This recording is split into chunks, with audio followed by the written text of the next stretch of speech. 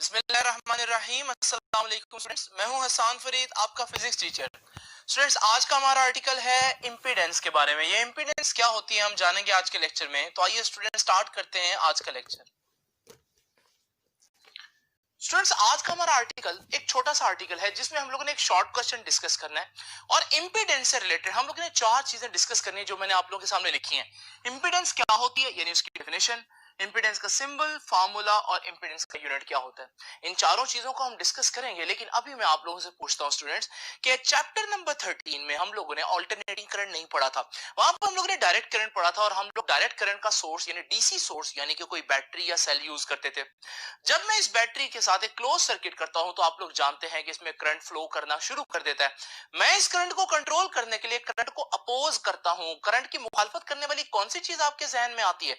तो chapter number 13 के हिसाब से आपके जहन में एक ही चीज आती है और वो है रेजिस्टर। तो जब मैं रेजिस्टर लगाता हूं तो आप देखते हैं मैं करंट को अपोज करता हूं, करंट कम हो जाता है। चैप्टर नंबर 13 तक करंट को अपोज करने वाली चीज जो आपके माइंड में थी वो सिर्फ एक थी और वो रेजिस्टर था। लेकिन स्टूडेंट, ये चैप्टर नंबर 16 जो है इसमें हम लोग डायरेक्ट करंट नहीं बल्कि ऑल्टरनेटिंग करंट पढ़ रहे हैं। और ऑल्टरनेटिंग करंट में याद रखिएगा, जो करंट है उसको अपोज करने वाली, उसकी मुखालफत करने वाली सिर्फ एक चीज नहीं है बल्कि एक से ज्यादा चीजें हैं। अब वो कौन सी चीजें, आइए स्टूडेंट जरा देखते हैं। सबसे पहले तो मैं आपको याद करवाता चलूं, मैंने आपको बताया था एक आर्टिकल छोटा सा आपको मैंने पढ़ाया था जिसका नाम था बेसिक सर्किट एलिमेंट्स। सर्किट के अंदर सबसे सिंपल कौन सी चीजें हैं, कौन से एलिमेंट्स हैं, तो वो हम लोगों ने डिस्कस किया था। वो 3 है students. Number 1 resistor, capacitor, number 3 inductor.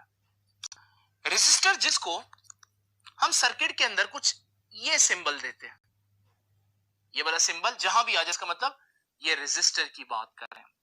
इस तरह से कैपेसिटर को हम कुछ ऐसा सिंबल देते हैं और इंडक्टर को कुछ ऐसा सिंबल देते हैं। तो ये तो तीनों का सिंबल हो गया। अच्छा, इन तीनों की आपके माइंड में क्या तारीफ है, क्या इंट्रोडक्शन है? तो आप लोग जानते हैं जब भी मैं कहीं रेजिस्टर बनाता हूं तो आप फौरन समझ जाते हैं ये वो चीज है जो करंट को क्या करती है, अपोज करती है। और रेजिस्टर की करंट को जो ऑपोजिशन देना है, कितना वो अपोज करेगी करंट को, उसे हम कहते हैं रेजिस्टेंस, जिसको हम आर से रिप्रेजेंट करते हैं, जिसका यूनिट ओहम होता है। लेकिन स्टूडेंट्स, जब मैं आपसे पूछता हूं कैपेसिटर की क्या पिक्चर है आपके माइंड में, तो आप फौरन कहेंगे सर कैपेसिटर तो वो डिवाइस है जो चार्ज स्टोर करती है। ये आप लोगों ने चैप्टर नंबर 12 में पढ़ा। लेकिन स्टूडेंट्स, ये कैपेसिटर चार्ज स्टोर करने के साथ साथ ऑपोजिशन भी दे सकती है करंट को। तो ये बड़ी इंपॉर्टेंट बात है। पहले हम समझते थे कि डायरेक्ट करंट जब हम यूज करते हैं, जैसे चैप्टर नंबर 13 में किया, तो वहां करंट को अपोज करने वाला सिर्फ एक एलिमेंट है और वो है रेजिस्टर।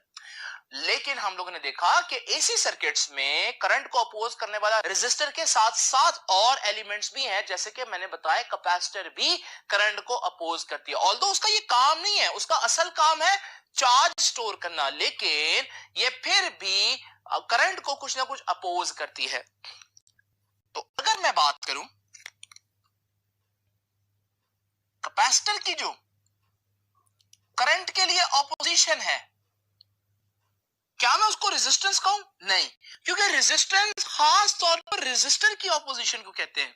कैपेसिटर की जो ऑपोजिशन है उसे हम कहते हैं कैपेसिटिव रिएक्टेंस।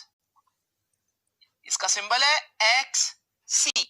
तो याद रखिएगा, कैपेसिटर जो है जिसका असल काम है चार्ज स्टोर करना, वो ऑल्टरनेटिंग करंट को अपोज करने की सलाहियत भी रखता है। और वो कितना अपोज करेगा उसे हम कहेंगे उसकी कैपेसिटिव रिएक्टेंस है। तो ये भी ऑपोजिशन, और हर ऑपोजिशन को हम ओहम्स में मेजर करते हैं। तो इसको भी हम यूनिट कौन सा देंगे? ओहम का, जैसे रेजिस्टेंस को करते हैं। नाउ स्टूडेंट्स, इंडक्टर के केस में आपसे अगर पूछा जाए इंडक्टर का असल काम क्या है, इंडक्टर का असल काम है ईएमएफ इंड्यूस करना। लेकिन क्या सिर्फ ये यही करता है? नहीं, अगर ऑल्टरनेटिंग करंट हो यानी एसी सर्किट हो तो इंडक्टर भी करंट को अपोज कर सकता है, just like capacitor and resistor. Inductor कितना अपोज करेगा स्टूडेंट्स? इसे हम कहेंगे इंडक्टिव रिएक्टेंस। तो इंडक्टर भी करंट को अपोज करने की, रोकने की सलाहियत तो रखता है, लेकिन इसकी जो ऑपोजिशन है उसे हम बोलते हैं इंडक्टिव रिएक्टेंस।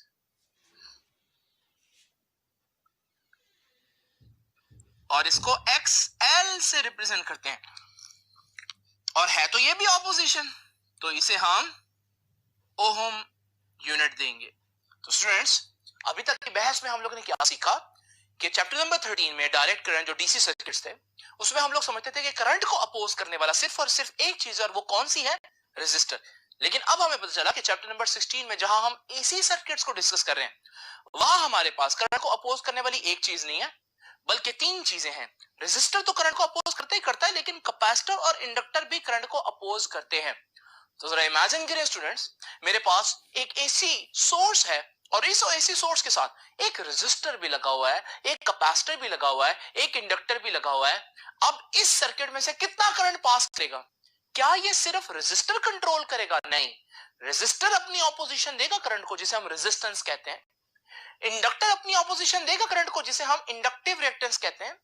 और कैपेसिटर भी अपनी ऑपोजिशन देगा करंट को, रोकने की कोशिश करेगा करंट को, जिसे हम कैपेसिटिव रिएक्टेंस कहते हैं।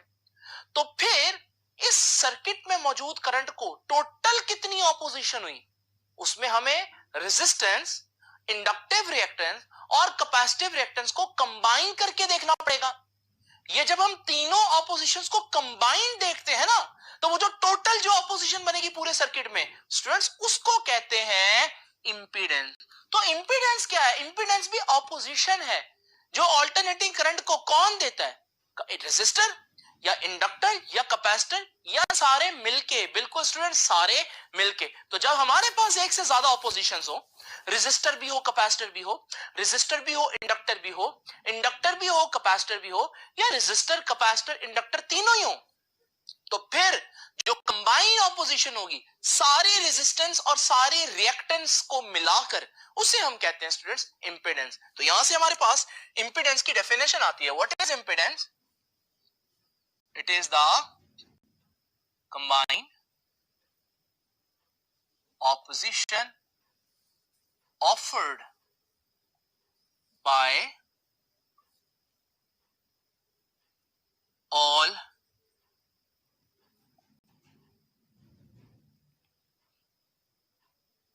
resistances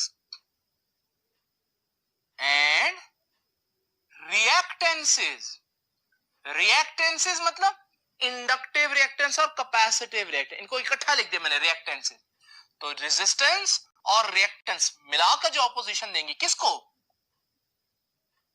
to alternating current is called impedance. इसे हम कहते हैं स्टूडेंट्स इंपीडेंस। अब आप सोचेंगे इंपीडेंस का सिंबल क्या होगा? इंपीडेंस का सिंबल है स्टूडेंट्स Z। तो Z जो है वो इंपीडेंस को रिप्रेजेंट कर रहा है। और इसका फार्मूला क्या होगा स्टूडेंट्स? Z बराबर होता है V RMS over I RMS। यानी कि जैसे आपने ओहम्स लॉ नहीं पढ़ा, V is equal to I R, तो फिर R is equal to V over I। आप इसको कहें R is equal to V over I, या आप इसको कहें R का मतलब तो है करंट को जो ऑपोजिशन मिली, और ऑपोजिशन जो रेजिस्टेंस ने दिया वो कितनी है, कैसे निकलेगी? ऊपर आना है वोल्टेज, नीचे आना है करंट। तो इसका मतलब जब भी आप वोल्टेज को करंट से डिवाइड करें तो आपके पास ऑपोजिशन आ जाती है। तो जब भी आप वोल्टेज को करंट से डिवाइड करेंगे तो ऑपोजिशन आ जाएगी। लेकिन वहां पर चैप्टर 13 में वो ऑपोजिशन सारी की सारी कौन होती थी? रेजिस्टेंस।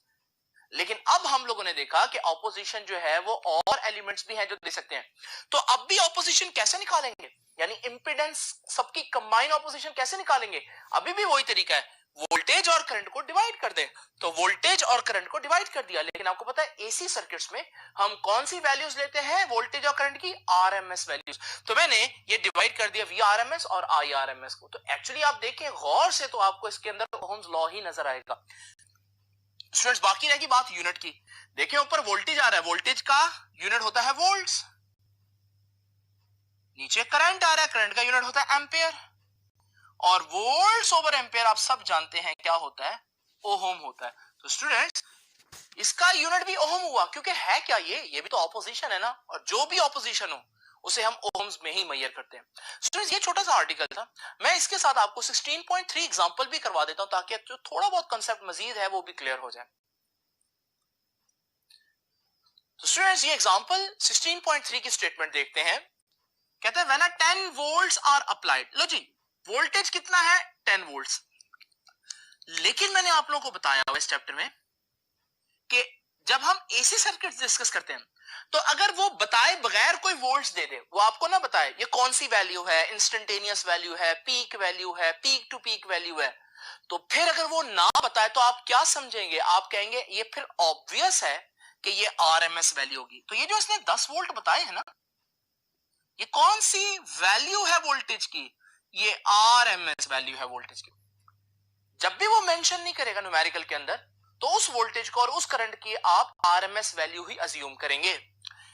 फिर वो कहता है हमने ये वोल्टेज अप्लाई की एक एसी सर्किट में, current flowing in it is 100 milliampere. लो जी, करंट कितना है? 100 मिली एम्पेयर। अच्छा, -3 लिख देता हूं, तो ये आ गया 100 मिली एम्पेयर। स्टूडेंट्स यहां भी उसने मेंशन नहीं किया ये कौन सा करंट है, तो फिर मैं इसको कौन सा करंट सपोज करूं? यस, मैं इसको आरएमएस वैल्यू सपोज करूं। कहता है फाइंड इट्स इंपीडेंस। तो मेरे पास इंपीडेंस फिर कितनी होगी? अभी मैंने आप लोगों को बताया कि इंपीडेंस का फॉर्मूला क्या है, वही ओहम्स लॉ से आप देख सकते हैं। Impedance is equal to V RMS over I RMS. अब वी आरएमएस गिवन है, ये देखिए 10 वोल्ट्स, और नीचे आई आरएमएस भी गिवन है 100 इंटू 10 रेज्ड पावर -3 एम्पियर्स।